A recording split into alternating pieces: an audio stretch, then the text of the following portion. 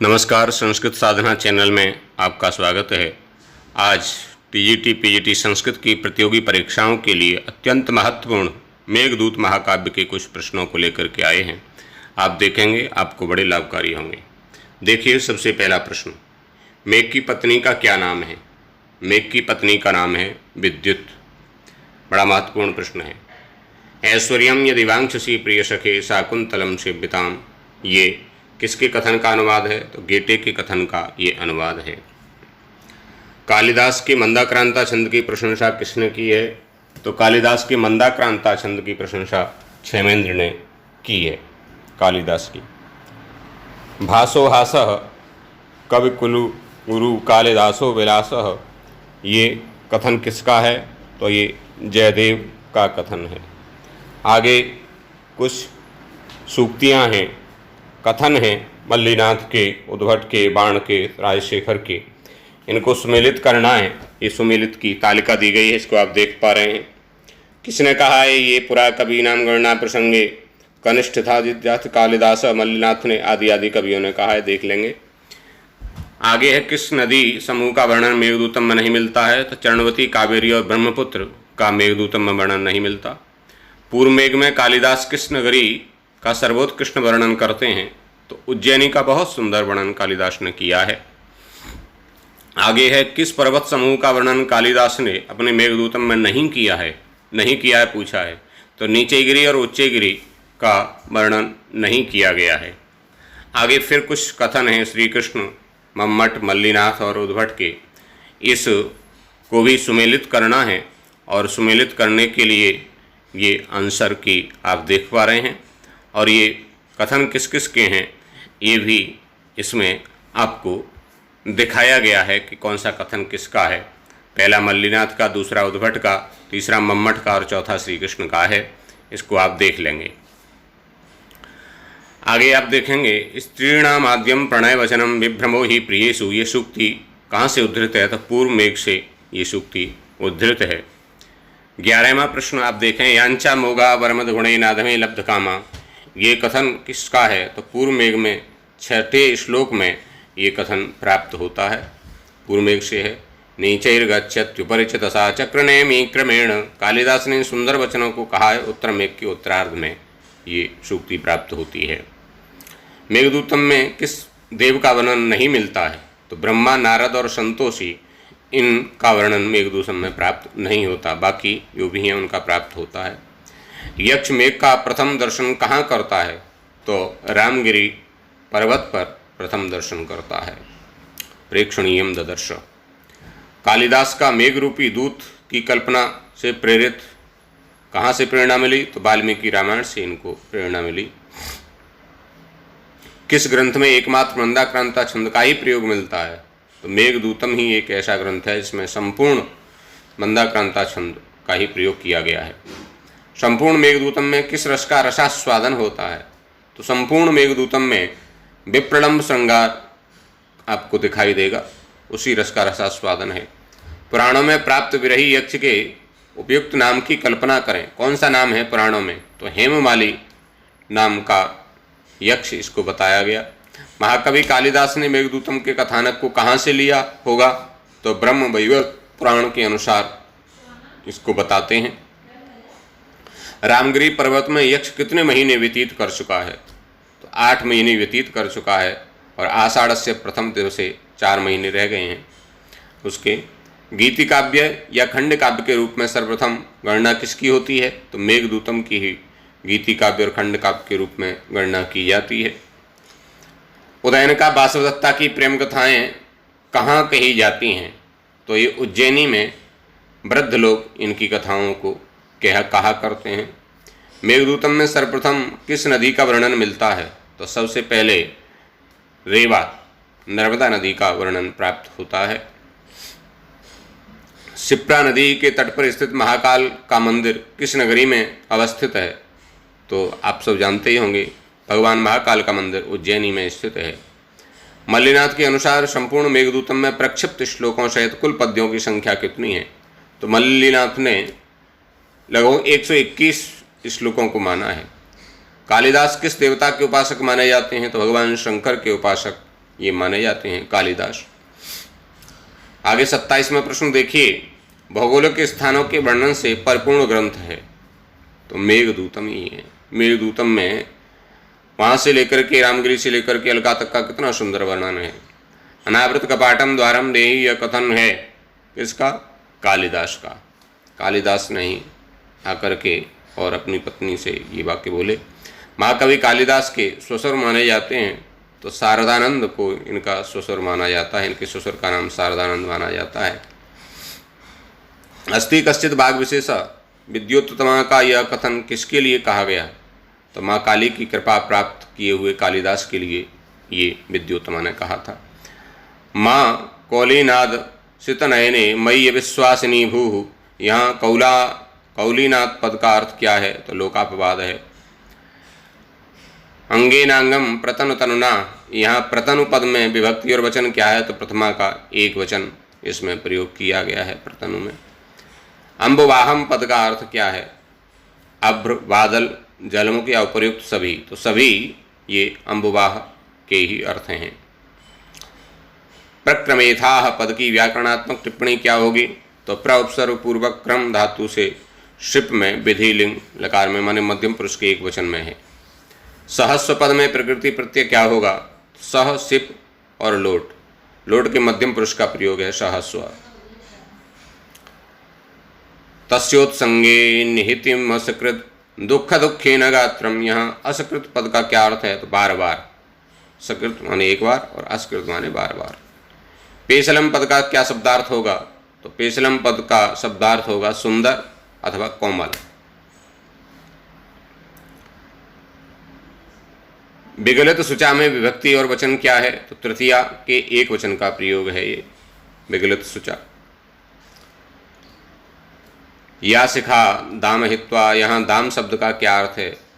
तो दाम शब्द का अर्थ यहाँ लिया गया है माला, माला अर्थ है। गत्वा सद्य कलभतुनताम शीघ्र संपात है, तो यहाँ कलभ शब्द प्रयुक्त है किसके लिए? हाथी के बच्चे के लिए यहाँ प्रयुक्त है। यक्ष के घर में हैं बापी, मंदार वृक्ष, क्रीड़ाशैल या सभी, तो सभी चीज़ें वहाँ उपस्थित हैं, सबका वर्णन किया है। अलकापुरी स्थित कुबेर के उद्यान का क्या नाम है? तो वैभराज नाम का उद्यान है, तो वैभराज उद्यान ही का नाम है। हस्ते लीला कमलमल के बालकुंदान विद्धम पंक्ति में वर्णन है अलकापुरी की कामनियों का, इसमें वर्णन है। प्राय सर्गो भवति करुणा वृत्तिराद्रांतरात्मा, यह सूक्ति कहाँ से है? तो उत्तर मेघ से ये सूक्ति ली गई है, उत्तर मेघ की है। मेघदूतम की अंतिम पंक्ति है, तो माँ भूदेवम क्षणमपिचते विद्युता विप्रयोगा, ये अंतिम पंक्ति है उत्तर मेघ में। मेघदूतम का नायक कौन है? कुबेर, मेघ, यक्ष, शिव, तो शिव यक्ष ही इसके नायक हैं। आगे देखिए, यक्ष साप की एक वर्ष की अवधि कहाँ व्यतीत करता है? तो अधिकतर समय रामगिरी पर्वत पर ही यक्ष ने व्यतीत किया है। कैलाश पर्वत तक मेघ के सहयात्री कौन होंगे? तो राजहंस, राजहंसा सहाय आ कैलाशात, तो राजहंस ही इसके सहयात्री होंगे। मेघदूतम के अनुसार भगवान कार्तिकेय का निवास स्थान कहाँ माना जाता है? तो देवगिरी पर्वत पर भगवान कार्तिकेय का निवास स्थान माना गया। यक्षिणी सात दिवसों की गणना किससे करती हैं? तो ये फूलों से गणना किया करती हैं यक्षिणी सात दिवसों की। यक्ष के शाप की समाप्ति किस दिन होती है? तो कार्तिक देवोत्थान एकादशी को यक्ष के शाप की समाप्ति होती है। मेघदूतम का मेघ किसका अनुचर था? इंद्र का, वरुण का, कुबेर का, किसका था? तो ये मेघ जो है इंद्र का था। धूमत ज्योति सलिल मरुताम के संयोग से पैदा क्या होता है? तो मेघ पैदा होता है। धूम, ज्योति, सलिल और मरुत से मेघ बनता है। स्त्रीणाम माध्यम प्रणय वचनम विभ्रमो ही प्रियेषु, यह पंक्ति किस नदी से संबद्ध है? तो ये निर्विंध्या नदी से संबंधित है। स्त्रीणाम माध्यम प्रणय वचनम विभ्रमो ही प्रियेषु। मेघदूतम के अनुसार उज्जैनी में किसका सुप्रसिद्ध मंदिर है?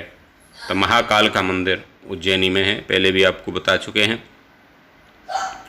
ज्ञात्वा स्वादो विवृत जगनाम को विहातुम समर्था, यह किस नदी से संबंधित है? तो ये गंभीरा नदी से संबंधित पंक्ति है। अंता शुद्धस्तम भवता वर्णमात्रेण कृष्ण, या त्वम पद से किसका संकेत प्राप्त होता है? तो तम से यहाँ मेघ को लिया गया है। सगर तनय स्वर्ग सोपान पंक्तिम, यह किस नदी का विशेषण है? तो ये गंगा के लिए कहा है। जन्नु कन्याम आया है तो गंगा के लिए कहा गया है। सोपानत्वम कुरुमणि तटारोहणायाग्रयायी, इसमें मेघ का सोपानत्व किसके आरोहण के लिए उशिष्ट है? तो शिव पार्वती के लिए। कालिदास के अनुसार यक्षों की एकमात्र अवस्था क्या है? तो अक्षों की एकमात्र अवस्था यौवन ही हुआ करती है। यत्रोन्मत्त भ्रमर मुखराः पादपा नित्य पुष्पाः, ये यत्र पद किस नगरी के संकेत करता है? तो अलका का संकेत ये करता है, अलकापुरी के लिए। अलका में कुबेर के भवन से किस दिशा में यक्ष का आवास बताया जाता है? तो कुबेर के भवन से उत्तर दिशा में यक्ष का आवास बताया जाता है। यक्ष के घर के सामने कौन सा वृक्ष है? तो मंदार का वृक्ष यक्ष के घर के सामने प्राप्त होता है। आगे देखें, यक्ष के आवास के सामने का पहाड़ किससे बना हुआ है? बहुत सुंदर प्रश्न है। तो ये इंद्रनीलमणि से बना है। यक्ष के द्वार पर किस का चित्र अंकित है? शंख और पद्म का। शंख और पद्म का चिन्ह वहाँ पर अंकित है। कच्चित भर्तु स्मरसि रसिके त्वं हितस्य प्रियेति, यहाँ रसिके पद किसके लिए प्रयुक्त है? तो शारिका के लिए आया है, शारिका के लिए प्रयुक्त है। भूयो भूयस्त्वमपि कृतां मूर्छनां विस्मरन्ति, यह पंक्ति किस वाद्य यंत्र से संबंध रखती है? तो ये वीणा से संबंध रखती है। यक्षों का निवास स्थान कहाँ है? तो अलकापुरी में यक्षों का निवास स्थान है मेघदूतम के अनुसार। मेघदूतम में यक्ष का स्वामी कौन है? तो यक्ष का स्वामी कुबेर हैं। कुबेर ही यक्ष के अधिपति थे। 70वां प्रश्न देखें, रिक्तः सर्वो भवति हि लघु पूर्णता गौरवाय, यह पंक्ति यक्ष के लिए कहता है। कौन कहता है? तो मेघ के लिए कही गई है। तस्योत्संगे प्रणयनेव दास्ततंगानुकूलम, इस पंक्ति में किसका वर्णन है? तो अलका का वर्णन है। इसमें थोड़ा मिसप्रिंट है। गर्जितैर भाययेस्ताः, यहाँ भायये ही में लकार है तो विधिलिंग का प्रयोग किया गया है। मध्यम पुरुष का एक वचन है। नेष्यति त्वां सुरयवतयोर यंत्रधारा गृहीत्वम, यहाँ त्वाम पद से किसका संकेत है? तो मेघ का संकेत किया गया है यहाँ त्वाम पद से। कैलाश की चोटी पर जब मेघ पहुँचेगा तो कैलाश पर्वत की शोभा किसकी तरह हो जाएगी? तो बलराम की तरह हो जाएगी, ऐसा वर्णन मिलता है। प्रालेयाद्रि ही पद का अर्थ क्या होगा? तो प्रालेयाद्रि पद का अर्थ है हिमालय, हिमालय के लिए आया है। आगे देखें, मोघी कर्तुम चटुल सफरोद्वर्तन प्रेक्षितानि, यहाँ सफर पद किसके लिए प्रयुक्त है? तो मछली के लिए आया है सफर। मास्म भूर विक्लवास्ताः, यहाँ मास्म पद में लकार कौन सा है? तो लुंग लकार का प्रयोग किया गया है। लुंग लकार है। पुण्यम यायास्त्रिभुवन गुरोर्धाम चंडीश्वरस्य, यहाँ या पद में कौन सा प्रकृति प्रत्यय है? तो या जो धातु है विधिलिंग का प्रयोग है। दर्शिता वर्तनाभे पद में विभक्ति कौन सी है? तो नाभे में षष्ठी विभक्ति है, षष्ठी विभक्ति के एकवचन का प्रयोग है। रास्ता टेढ़ा होने के बाद भी यक्ष मेघ को उत्तर की ओर ले जाकर किसका दर्शन कराना चाहता है? तो उज्जैनी के लिए कहता है कि थोड़ा वक्रा पंथा यद्यपि भवता। प्रकृति कृपणा में समास है तृतीया तत्पुरुष, प्रकृत्या कृपणा, प्रकृति कृपणा ऐसा समास होगा। प्रत्यासन्ने नवसी दयता, यहाँ नवसी पद का क्या अर्थ होगा? तो नवसी आया है यहाँ श्रावण मास के लिए। नवसी का अर्थ है श्रावण मास। अंतर्बाष्प चिरमनुचरो, यहाँ अंतर्बाष्प पद में कौन सा समास है? तो बहुब्रीहि समास है अंतर्बाष्पा में। मल्लीनाथ रामगिरी पर्वत को कहाँ मानते हैं? तो चित्रकूट ही मानते हैं कि चित्रकूट का नाम ही रामगिरी पर्वत है और चित्रकूट के लिए ही रामगिरी पर्वत आया है। अस्तंगमित महिमा, यहाँ महिमा शब्द में कौन सा प्रत्यय है? तो महत शब्द से इमनिच प्रत्यय करके महिमा शब्द निष्पन्न होता है। राज राज पद में समास होगा तो षष्ठी तत्पुरुष, इसमें समास है राज राज पद में। कनक बलय भ्रंश रिक्त प्रकोष्ठ, यह पद किसका विशेषण है, कौन सा है, तो सह यक्ष, यक्ष का विशेषण है, यक्ष के विशेषण के रूप में प्रयुक्त है। जानामि त्वाम प्रकृत पुरुषम काम रूपम मघोना, यहाँ मघोना पद किसके लिए और उसमें क्या विभक्ति है, तो इंद्र के लिए आया है और षष्ठी विभक्ति का प्रयोग किया गया है। मेघदूतम के अनुसार संतप्त लोगों के लिए एकमात्र सहारा कौन है, तो मेघ ही एकमात्र ऐसे लोगों के लिए सहारा हुआ करते हैं। त्वयि उपेक्षित जायाम, तो त्वयि उपेक्षित पद में संधि क्या होगी, तो यण संधि होगी। त्वयि उपेक्षित यण संधि का प्रयोग है। द्रक्षसी भ्रातृजायाम के अनुसार कौन अपनी भाभी को देखेगा, तो मेघ के लिए आया है, मेघ अपनी भाभी को देखेगा। विप्रयोगे ऋणद्धि, यहाँ ऋणद्धि पद में धातु कौन सी है, रुद्ध धातु का बनता है ऋणद्धि, ऋणद्धि में रुद्ध धातु है।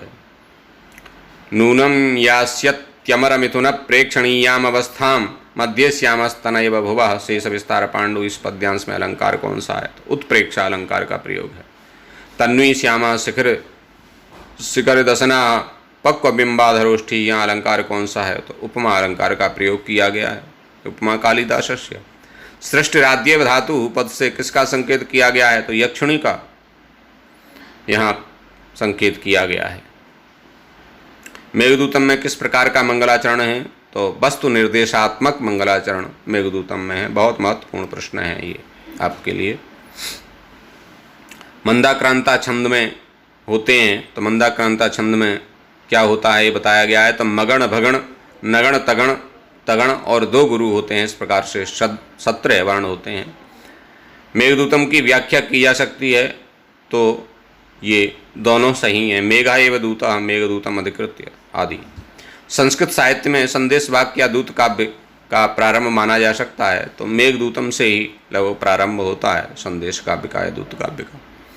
सेविष्यन्ते नयन शुभम के भवंतम बलाका, या बलाका पद का अर्थ क्या होगा, तो बगुलियाँ इसका अर्थ है। ये आपके लिए महत्वपूर्ण प्रश्न है, इनको आप तैयार करें, मित्रों को शेयर करें। धन्यवाद, नमस्कार।